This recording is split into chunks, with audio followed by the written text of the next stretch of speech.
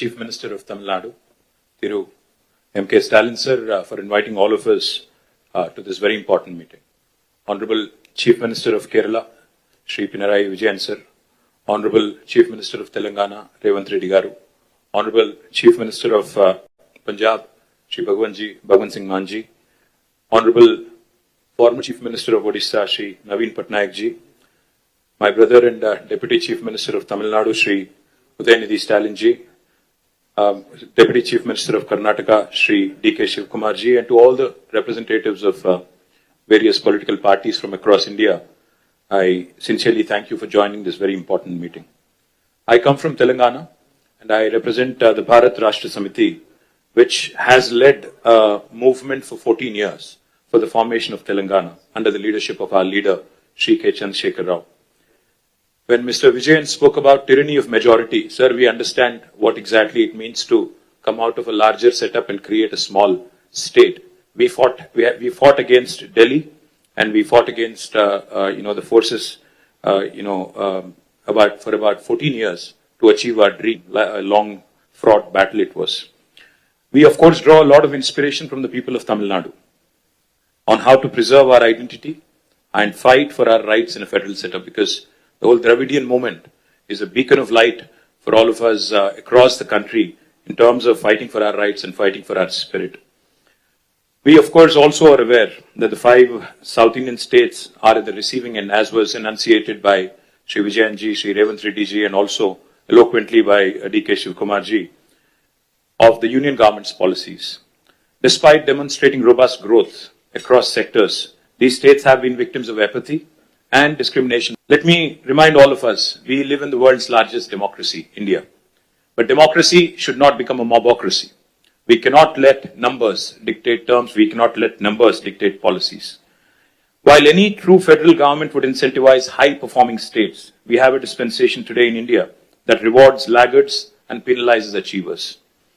South Indian states, we all know, have been pioneers in administration, in education, in economic production, yet we are penalized with reduced political power.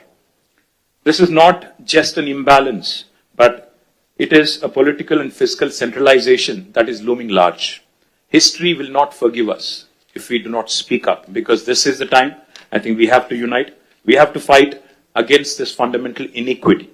We also need to remember those who have contributed significantly cannot be penalized, cannot be discriminated against.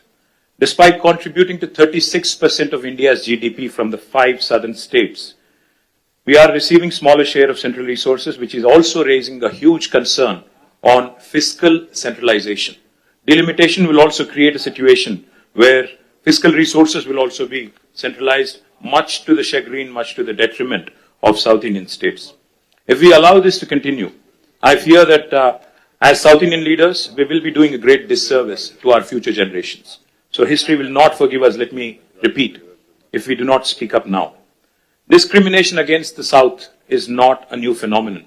However, it has reached an alarming proportions in the last 1 decade.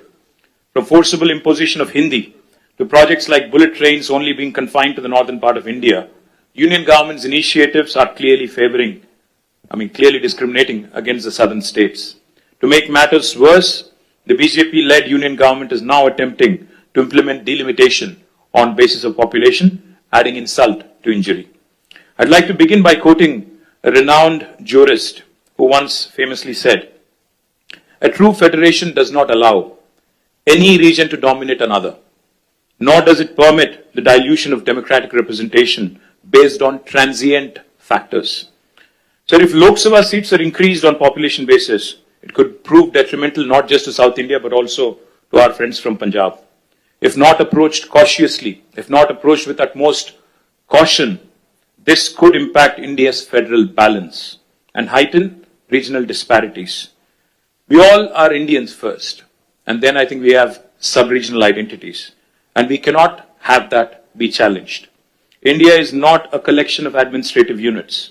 It is a pluralistic, ethno-linguistic union of states, where unlike any homogeneous composition like China or Russia, we certainly are not against money being given to lagging states or backward regions.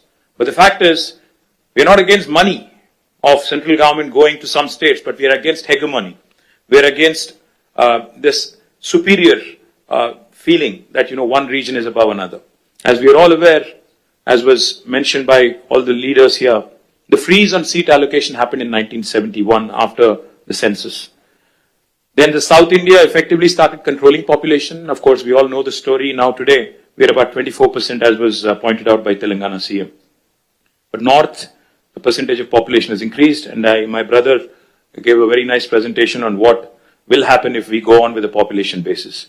The only point I would like to make here, if seats are redistributed purely on pro rata population basis, states that have failed to control population will be rewarded, as was put eloquently by Vijayan sir.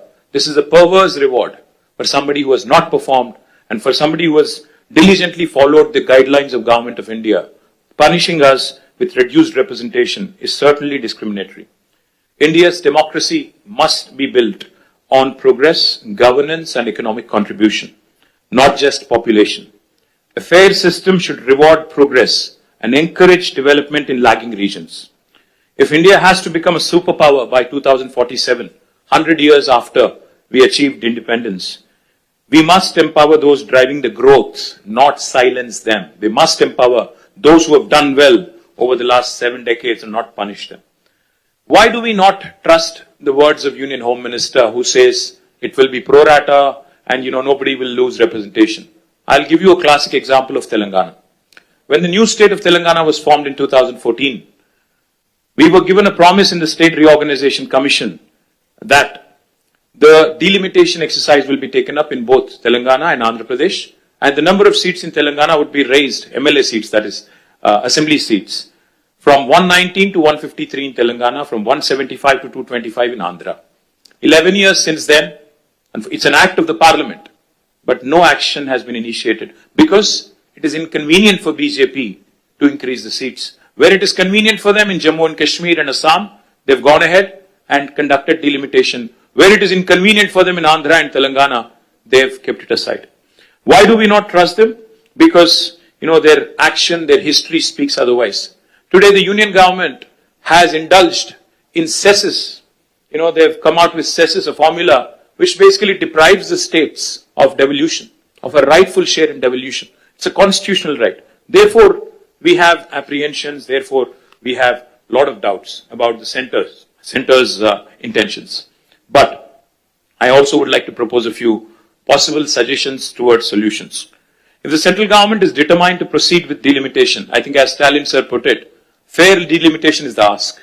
It should be fair, it should be just, and Dr. Baba Saheb, when he put these 3 words in Constitution, I think he meant it for situations like this: equality, liberty, and fraternity.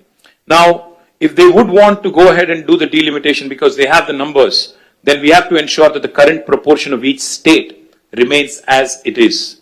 If Tamil Nadu has about 39, is it? 39 and Telangana has 17 with increased numbers also, our percentage should also increase proportionately. And it should not come down, our voice should not come down. If a state currently has 2% of the total parliament seats, even after delimitation, also the state should have 2% share of the seats. As Mr. Mann was pointing out, his numbers will increase technically, but percentage will come down, which defeats the whole purpose. The second suggestion could be, as some people are proposing, a permanent, freeze could be also brought in. We can say that 1971, the census could be the basis and there could be no further increase in the number of seats. Another alternative approach could be, again, this could be a radical solution. As one of my friends asked, what is the basis for Telangana CM's recommendation of 33%? I would say, if South India is contributing 36% to GDP, why don't you give us 36% of the voice in parliament? What is wrong? Why are you not rewarding those states that have performed exceptionally well in nation building? If nation building can happen by way of contribution from states, then why not reward those states that have done very well? Sir, I would only say fiscal contribution, I think, also has to be taken. It cannot just be population. No one can ignore, because since even D.K. Shivakumar Anna mentioned fiscal contribution, let me point out, Telangana is only 2.8% of India's population, but we contribute to 5.2% of India's GDP. We're literally punching double our weight. We cannot be penalized, we cannot be snubbed, we cannot be undermined in terms of our voice in parliament which is a travesty of justice. One thing I would also like to add, and this is a possibly practical solution. Sir, a true representative democracy is one where people's voices are heard. Why is delimitation being proposed? Because population has increased and people's voices have to be heard. If people's voices have to be heard, increase the number of MLA seats in each state. You go ahead, increase the number of MLA seats, because typically MLAs are the first port of call for people, not MPs. MPs only voice concerns on larger national policies in Parliament. But MLAs are the first port of call. So I would propose that the national government come forward, union government come forward with a proposal. In lieu of increased population across the country, let us increase number of assembly seats in each state so that people are having more access to their MLAs, more decentralized setup. Also, I would like to say this is a fair formula because I think most states would be happy to see more representation. Finally, I would like to remind the union government from this forum, sir, that India is a union of states. Constitution clearly says we are a union of states. Where, like Pinarayi Vijayan sir said, federalism is not a gift; it is our right. So let us remind union government that our founding fathers stitched this great country together with immense grit, determination and tenacity. They understood that India is one of the most diverse nations on this planet and therefore thoughtfully incorporated essential concessions and guarantees into our constitution to build a strong foundation of mutual trust. Sadly, that very foundation is now being shaken by the current regime in New Delhi. Political representation for states in the Lok Sabha is a crucial and a very deeply emotive issue. The union government cannot be callous. They must not take any hasty steps without broad and inclusive consultations involving the people, political parties, state governments, independent activists, people's organizations, and civil society groups as well. India has just completed 75 years of its existence. Our national leadership should strive to heal the old wounds rather than create new ones. Union government should act like a big brother, not big boss. As a renowned scholar and statesman once said, the federal structure of India must ensure that no state, however small or large, it could be Manipur or it could be Uttar Pradesh, feels neglected in governance. Finally, cooperative federalism will make India stronger. Stronger the states, stronger the country. Cooperative federalism will make India stronger, not coercive federalism. Jai Telangana, Jai Hind. Thank you, Stalin sir.